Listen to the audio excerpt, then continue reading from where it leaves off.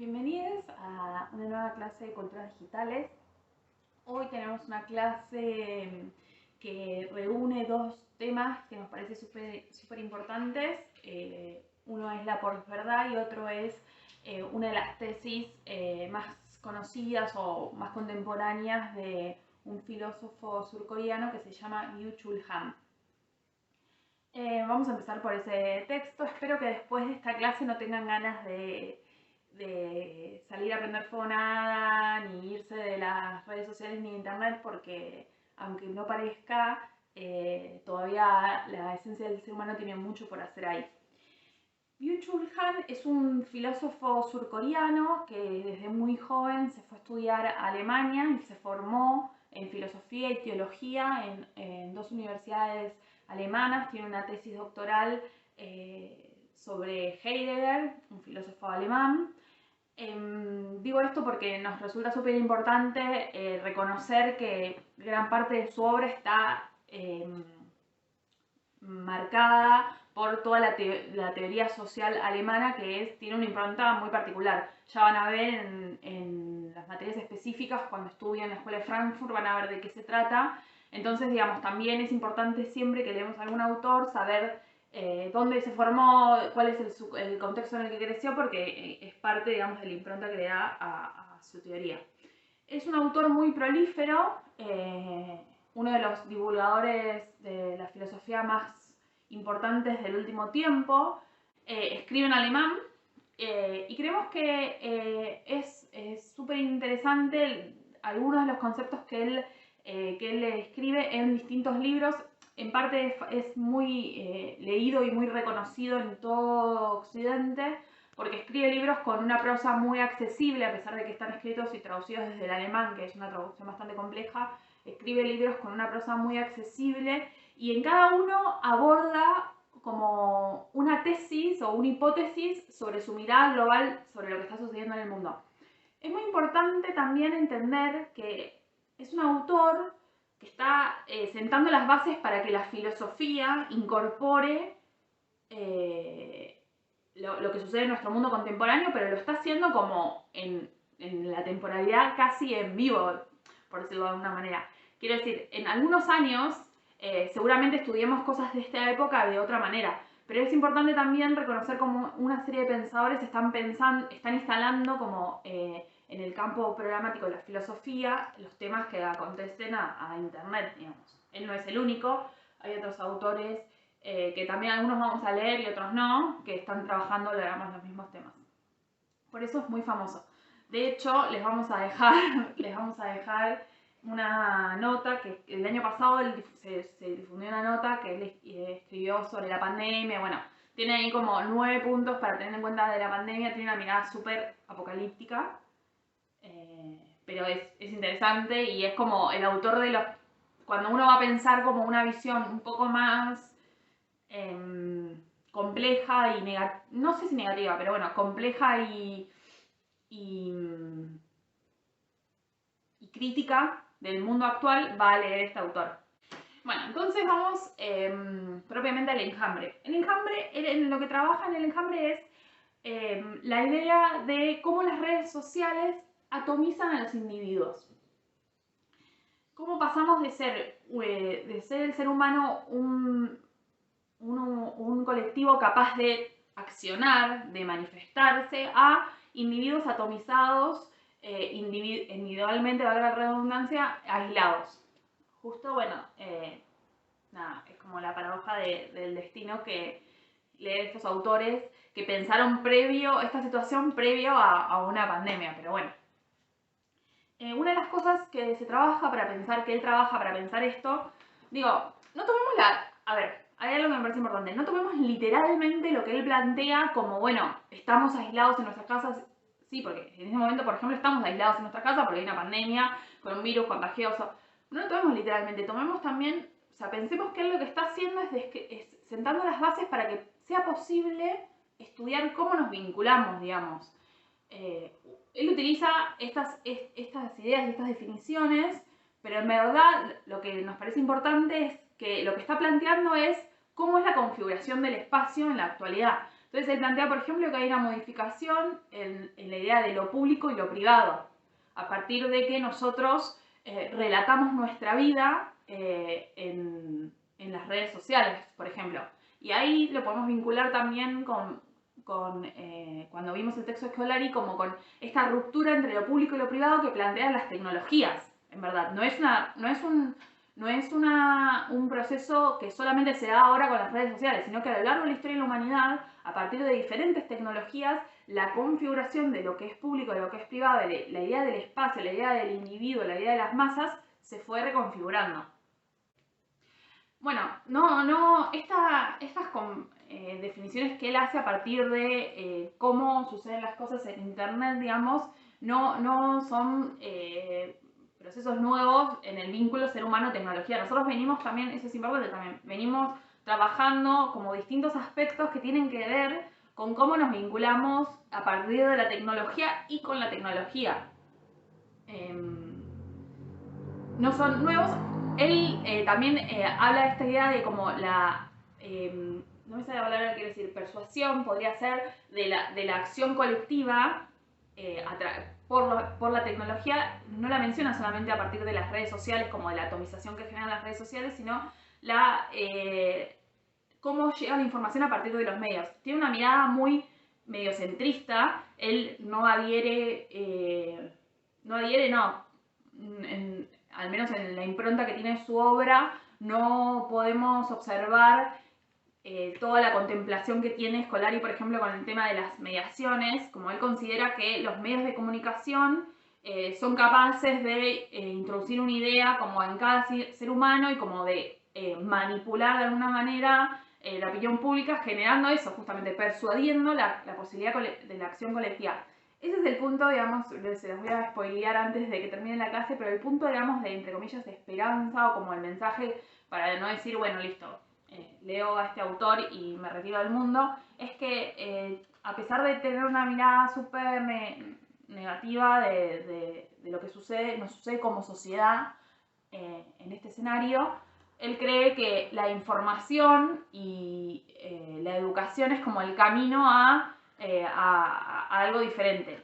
Pero sí es importante entender que una de las cosas que plantea con respecto a esto es que él considera que toda la acción colectiva que se sucede en el mundo, en este enjambre digital, no tiene implicancia real, por decirlo de algún modo. No responde a la idea de comunidad que conocíamos, en verdad.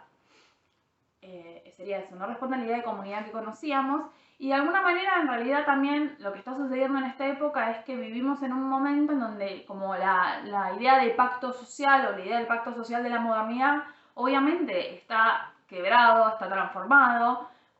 Sin dudas, en algunos años después de una pandemia, digamos, de haber vivido una pandemia en la posmodernidad, vamos a hablar de un nuevo pacto social, pero bueno, él a partir de sus tesis, como que lo que va planteando es que esa idea de eso, que la acción colectiva no existe en el enjambre digital, digamos. Entonces, bueno, parte de la esencia de las sociedades modernas, bueno, se transformó, digamos. Les voy a leer fragmentitos para ir pasando como en limpio algunas de las cosas que nos parecen importantes de este libro, que ustedes lo tienen en digital. El medio digital como tal privatiza la comunicación, por lo tanto desplaza de lo público a lo privado la producción de información.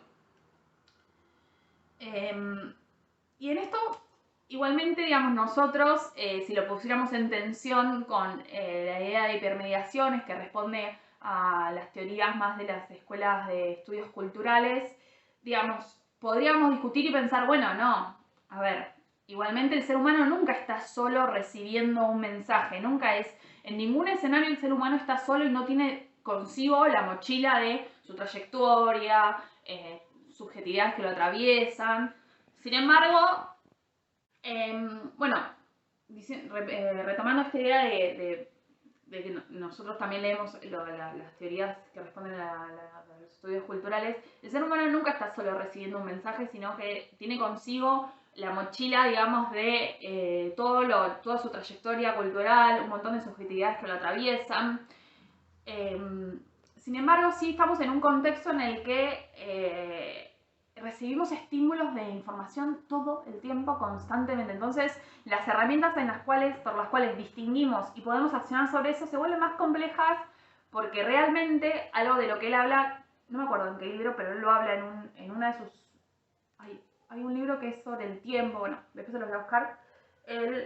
Su teoría su hipótesis tiene que ver con esta idea de como que vivimos una angustia existencial profunda porque estamos como todo el tiempo esperando satisfacer un deseo que nos va a generar bienestar, pero es muy efímero el tiempo en el que eso sucede. Entonces, apenas uno alcanza eso, que es como el... A ver, él es profundamente marxista también, tiene una formación marxista, entonces también de alguna manera está estudiando el capitalismo y el desarrollo del capitalismo. Y parte de la base, digamos, que sustenta, que sostiene el capitalismo es la idea de uno tiene una zanahoria adelante, la alcanza y sigue. Bueno, ese proceso es lo que consideras que en esta época se está dando de una manera mucho más rápida y en la que el tiempo de satisfacción por alcanzar algo es nulo casi. Entonces eso genera que angustia. ¿Y la angustia que genera? Inacción. Él profundamente lo que está tratando de explicar es por qué de alguna manera nadie lucha y por qué no rompemos este sistema que según su punto de vista nos esclaviza. Esto lo vimos la clase pasada, cada uno en su comisión, cuando hablamos de Suazo, hablamos un poco de esta idea de proletario digital, que es un concepto que Suazo, no sé si Suazo lo toma en ese fragmento del texto, pero está en su libro y está en sus trabajos. Él es el autor, digamos, fue uno de los primeros que definió esta idea de proletarios digitales en un proceso en el cual nosotros no es que nos autoesclavizamos, sino que nos volvemos propio lógicas de mercado, por ejemplo, que no son nuestras. Y un ejemplo de eso es, todo lo que sucede con el teletrabajo, como esta necesidad esta situación en la que no podemos poner un freno a eso, un límite. Y por eso digo que en esta época, de acá a 10 años, quizás estudiemos un montón de cosas sobre esto diferentes, pero sin duda es una época interesante para mirar estos procesos. Bueno, esta idea de proletarios digitales es un proceso por el cual, digamos, el ser humano incorpora como propio esto, la idea de explotación, y hay un montón de autores ahí que, sobre todo de europeos, vamos a decir eso también, como que es un fenómeno mucho del pensamiento francés, alemán, europeo contemporáneo, tiene una mirada muy negativa sobre estos procesos, por los cuales la idea de control no tiene que ver con el control, la violencia física o el control del Estado, concreto, sino que tiene que ver con una idea que incorporamos en nosotros mismos y en la cual a través de nuestros dispositivos todo el tiempo estamos alimentando. Por ejemplo eso, que no podamos poner límite al trabajo y que estemos todo el tiempo conectados, que no exista, eso también es importante y es de lo que habla Byun en su libro El Enjambre, no existe que no estemos en algún lado, porque a pesar de que nosotros no estemos en algún instante conectados, nuestros perfiles y nuestra identidad en Internet está ahí. Eso es importante. Bueno, ya vamos a leer a algunos de estos autores que les digo que hablan de cómo los dispositivos han perfeccionado esta idea de control. Y ahora lo que dice Byung-Chul Han sobre esto es el homo es muy fan de, ¿cómo se dice? Como generar neologismos sobre lo que estudia. Bueno, y lo hace porque puede, obviamente, porque si nosotros quisiéramos hacerlo, la Real Academia Española nos diría, no chicos, no es por ahí, pero bueno, está muy de moda. El homo digitalis es cualquier cosa menos nadie. Él mantiene su identidad privada, aun cuando se presente como parte del enjambre. En efecto, se manifiesta de manera anónima, pero por lo regular tiene un perfil y trabaja incesantemente para optimizarlo. En lugar de ser nadie, es un alguien penetrante que se expone y solicita la atención. No puede ser anónimo, porque es un nadie, digamos. Ahí también, digamos, el punto de esto es corrernos de la metáfora que él utiliza para pensar, bueno, cómo se constituyen nuestras identidades, qué pasa con nosotros cuando la información sobre nosotros que nosotros brindamos sale de nuestra individualidad y le pertenece a una plataforma, le pertenece a un sitio, se pone en tensión con otras personas también, digo, porque nosotros a veces nos sucede que podemos justamente no estar ahí presentes en vivo y que haya una discusión en base a una publicación que hicimos. Entonces, ¿qué hay de nosotros en eso que sucede sin que estemos ahí atrás de esa publicación, por ejemplo?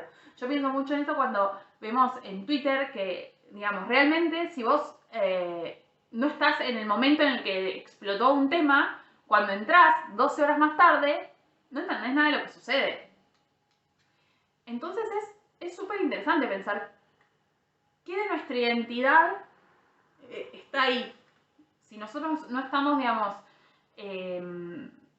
no estamos alimentando nada más que haber hecho una publicación. Pasa mucho, y el otro día Paulina Cocina reflexionaba sobre eso, porque ella publicó en una historia, le preguntaron cuáles eran sus filósofos favoritos, y ella puso, no me acuerdo, Weber y no me gusta Bauman, creo que fue algo así, como no me cae un poco menos Bauman, y en Twitter salieron a decir, Paulina Cocina es beberiana y odia a Bauman. Entonces ella misma dijo, es re loco como, digamos, todo lo que vos digas en internet hoy va a tener una magnitud que no podemos controlar, digamos. Y hay absolutos que no podemos, pareciera que no podemos controlar. Bueno, en verdad él lo que está tratando es de desarmar esos procesos por los cuales sucede y pensar, bueno, ¿y qué pasa cuando el ser humano lo que quiere hacer es hacer una acción colectiva, por ejemplo? Entonces, cuando nos sumamos a hashtag o cuando luchamos por nuestros derechos en internet, bueno, ¿y qué pasa? Si en verdad lo que sucede en el enjambre digital es eso, que hay extremos, que hay individuos atomizados, que uno es nadie y a la vez es una persona que publica su forma de pensar. Es súper interesante eso. Sobre todo porque, digamos, el punto este de como siempre tiene que ver con la idea de el movimiento colectivo, como la idea que tiene de el ser humano, la esencia del ser humano es la capacidad de accionar. Entonces, bueno, nada, es interesante ahí que él sus reflexiones sobre eso y insisto, no se trata de volverse apocalíptico o decir, bueno, es todo negativo en internet o estamos individualmente atomizados y tal, sino que se trata de entender cuáles son los procesos por los cuales eso sucede para analizarlo, digamos. Y en algún momento creemos que será diferente, ¿o no? Bueno, entonces un poco lo que nos plantea es eso, que el enjambre digital, este Homus Digitalis, es una masa homogénea en la que la capacidad de acción se vuelve nula, no hay sentido, no hay expresión. Eso, y digamos, y de ahí deviene un libro que es anterior, el que les comentaba con respecto a la idea de tiempo, en el que él habla esto de que perdemos, a partir de esto de que se nos rompe la idea de poder cumplir el deseo de alcanzar una meta, perdemos un poco el sentido también, digamos, el ser humano, insisto, esto tiene que ver mucho con su formación. Él se formó en la escuela de Frankfurt, se formó en una escuela, digamos, en un pensamiento que le tiene mucha impronta la psicología. Entonces, digamos, él parte de la base de la definición del ser humano como objeto de deseo, como ser capaz de accionar y transformar. Es una definición bastante vinculada a la psicología. Entonces, en este enjambre perdemos el alma, la posibilidad de acción colectiva. Y hay algo también interesante a partir de esto, como la sobreestimulación y la pérdida del sentido y del silencio, y la idea del silencio del habla, es que se pierde como la idea de relato coherente. Y en eso igual, digamos, es la marca de época que creemos, tiene que ver con esto, con la idea del pacto social que nos hace como sociedad tener metas y formas que nos vinculan y nos integran justamente.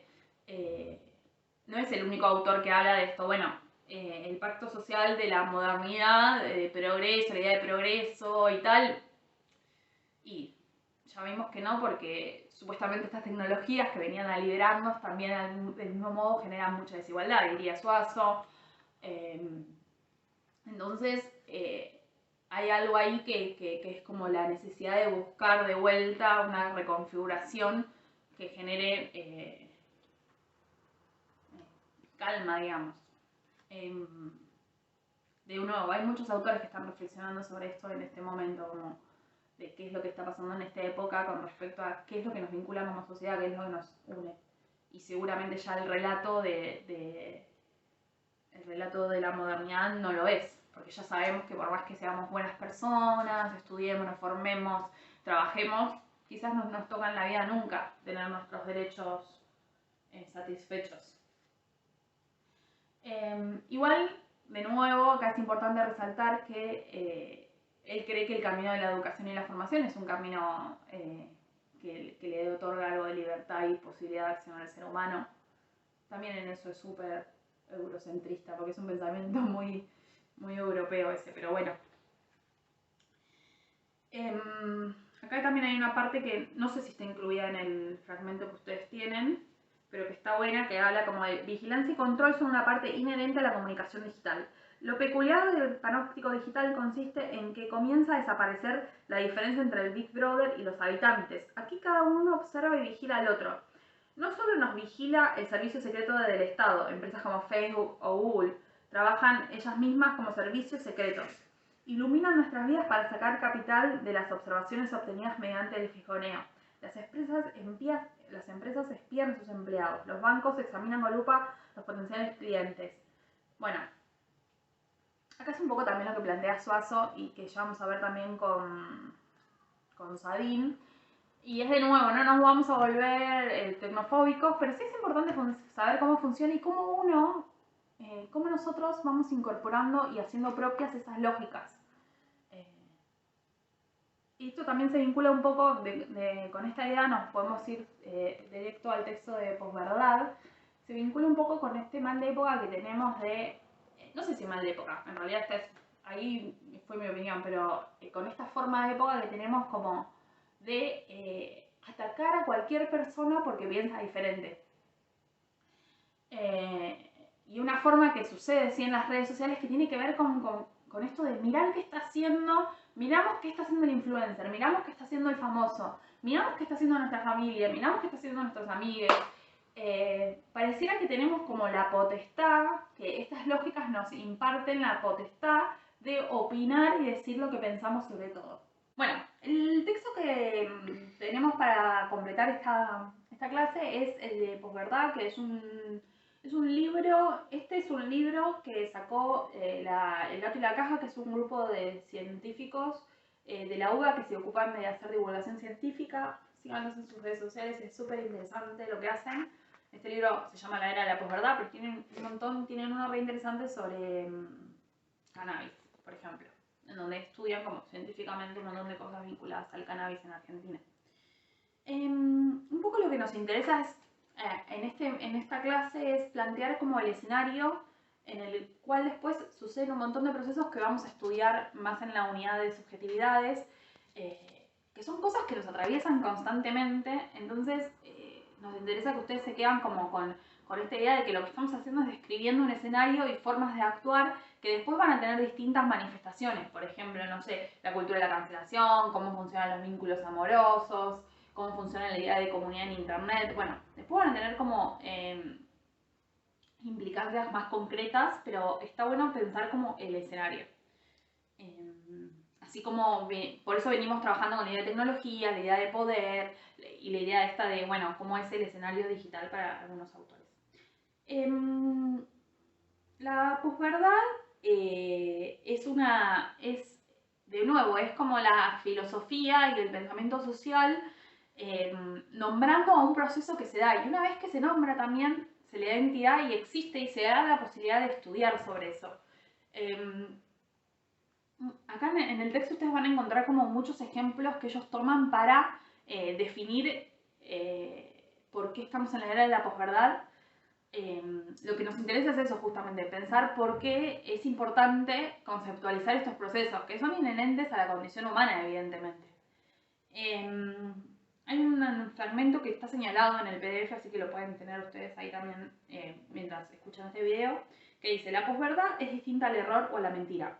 En el que yerra puede eventualmente encontrar y corregir su error. El que miente sabe que miente. Podemos definir la posverdad como en el momento en que los hechos se ocultan, moldean, manipulan, muchas veces de forma deliberada y sistemática, y las emociones que estos generan, o incluso otros totalmente inventados, pasan a primer plano. A veces la posverdad se manifiesta como una especie de mentira arquitectada, cohesiva y sistemática en la que la coherencia interna le gana al anclaje del mundo real. Y en esto lo que nosotros entendemos, y que entienden los autores que están mirando la posverdad, aún de una perspectiva mucho más filosófica, pueden buscar también los videos de Darío Zeta, es que la posverdad es la forma en la que se construye un poco en este escenario digital, y que la empezamos a nombrar la idea de posverdad y esta forma de construcción del pensamiento, porque sin duda se manifiesta y se proyecta a través de estos dispositivos. Vemos mucho en internet que está esta idea de que uno puede decir lo que piensa y que hay libertad de expresión y que cada uno dice lo que piensa y adhiere o no, adhiere o ataca al que piensa distinto o adhiere al que piensa similar. Y que muchas veces apelamos a interpelar al otro desde ese lugar de la emoción. Nosotros sabemos que la realidad es una construcción social y que la idea de verdad es un debate filosófico, moral, histórico. Pero hay algo que queda por fuera de esto, que es la idea de datos. Si bien los datos y los hechos concretos están atravesados por nuestra cultura y por nuestra sociedad y por un montón de subjetividades, no podemos, digamos, desprendernos de todo eso y simplemente construir como un universo en el que solamente uno dice lo que piensa y lo que siente sobre las cosas. Hay un ejemplo que siempre utilizábamos en clase con respecto a esto de la posverdad, que era cómo muchas campañas de veganismo, como una corriente filosófica y una postura de vida súper interesante, apelaban a interpelarte desde el lugar de un chanchito ensangrentado, muriéndose. Y muchas veces nosotros nos planteamos cómo otros pueden apelar a interpelarnos desde el lugar de, bueno, no sé, ¿cuánta agua consume la producción de vacuna, la producción, bueno, lo que sea, digamos, los datos concretos que sean? Pero digo, ¿por qué necesitamos interpelar al otro desde un lugar como desde la emoción? El problema que tenemos es que cuando la posverdad parece como una alternativa a la verdad posible, bueno, tenemos campañas antivacunas, tenemos terraplanistas, tenemos a Ivana Nadal diciéndonos que si vibramos alto no nos vamos a contagiar coronavirus. Digamos, realmente constituye, esta forma, digamos, realmente constituye un problema de época, pero no un problema en términos de, bueno, qué atentado al país es Ivana Nadal, sino por qué sucede esa posibilidad, como por qué sucede que una persona con determinado poder de influencia en las redes sociales puede decir lo que quiera y sin ningún, digamos, sin ninguna consecuencia. Al mismo tiempo, algo que mencionan los autores también es que esta idea de instalar la idea y la forma de pensamiento de la posverdad es la que alimenta y fomenta esta idea de grieta, que existen un montón de, digamos, no es propia de nuestro país, o sea, lamento informarles. Existen un montón de formas de pensamiento en el mundo. Hoy existe la idea de grieta, hay una grieta. Unos piensan de una manera, otros piensan de otra, y en el medio hay el vacío. Y no lo que es en algún punto llamativo de esta idea de grieta que existe en las formas de pensamiento del mundo, es que cuando hay posturas diferentes y hay posibilidad de comunicación, bueno, nada, hay posibilidad de comunicación, justamente se entrelazan los pensamientos y se generan otros o no, o algunos tendrán más poder sobre otros o no. La idea de grieta genera como esta idea de vacío en el medio de, o sea, hay una grieta y un vacío, no nos podemos comunicar, no podemos llegar al otro lado. Ese es un mal también de época que está alimentado de alguna manera por las formas de construcción de las redes sociales. Digamos, nos sale muy barato, de alguna manera, utilizando esta metáfora, atacar a otro porque piensa distinto en las redes sociales, porque puedo decirle lo que quiera, sin pensar que del otro lado hay un ser humano, no, y lo mismo puede suceder sobre mí, digamos. Bueno, los autores ahí dan el ejemplo, dan un ejemplo que es súper interesante para estudiar la posverdad, que es como, bueno, cómo se instalan algunas formas de alimentación y cómo eso, digamos, cómo uno cumpliendo con determinados valores estéticos y formas estéticas y formas de comunicar puede instalar como verdades que, digamos, no tienen ningún asidero científico, por de alguna manera, por decirlo de alguna manera. Y no es porque la ciencia sea la única verdad absoluta del mundo, pero, digamos, nuestras formas como sociedad tienen que tener pilares que de alguna manera tengan un reconocimiento. Entonces ellos dan el ejemplo, creo que de la vitamina C, cómo se instaló la idea de que la vitamina C es lo que hace que no te enfermes. Digo, no importa el margen de esto, de si es así o no es así, el punto es cómo podemos nosotros mismos ser cómplices de eso o alimentar esas ideas, o también no ser víctimas, porque no es en términos de víctimas, sino como estar, digamos, reproduciendo cosas sobre las que no tenemos ninguna formación. Y de vuelta vuelvo a el ejemplo de, digo, va a ser en algunos años los estudios sobre la pandemia, seguramente estudios sobre esto. Digo, ¿cuántas veces escuchamos el año pasado decir Argentina no siguió el ejemplo de Suecia, creo que era, ¿no? Siguió el ejemplo de Noruega de cómo llevar adelante la pandemia y se criticaron la gestión de gobierno. Y no, esto no tiene que ver con una opinión político-partidaria, sin embargo es cómo uno puede pretender que Argentina, o sea, comparar tan livianamente la realidad sociopolítica de Argentina con la de Suecia, Noruega, Finlandia o Islandia o el país que quieran, ni siquiera Estados Unidos, o sea, ni siquiera podemos, tampoco podemos comparar la gestión que se hace con un país cercano como Uruguay, porque tiene un porcentaje muy bajo de habitantes en comparación a la Argentina. Con esto quiero decir que muchas veces estamos reproduciendo esta lógica en la que nosotros no tenemos, no podemos decir nada, porque realmente yo no podría decir nada, por ejemplo, de cómo fue la gestión de la pandemia en Suecia, porque no conozco nada de la cultura de Suecia y la sociedad sueca como para hablar. Ahora, ¿cuántas veces en los medios de comunicación, por ejemplo, escuchamos estas comparaciones o estas opiniones que tienen una incidencia importante en la sociedad? De nuevo, con esto no es que nosotros queremos decir todo está perdido o todo está mal, sino que nos parece que es nuevamente tenemos la necesidad de transmitirles que hay que prender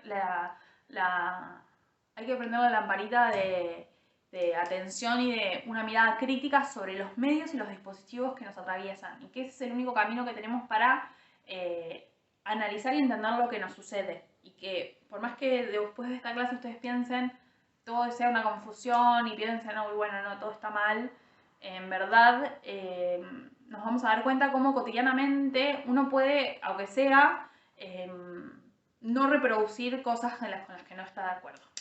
Bueno, espero que les haya sido claro algo y que puedan acercarse a los textos que son súper amigables. Y nada, nos vemos la clase que viene para la evaluación.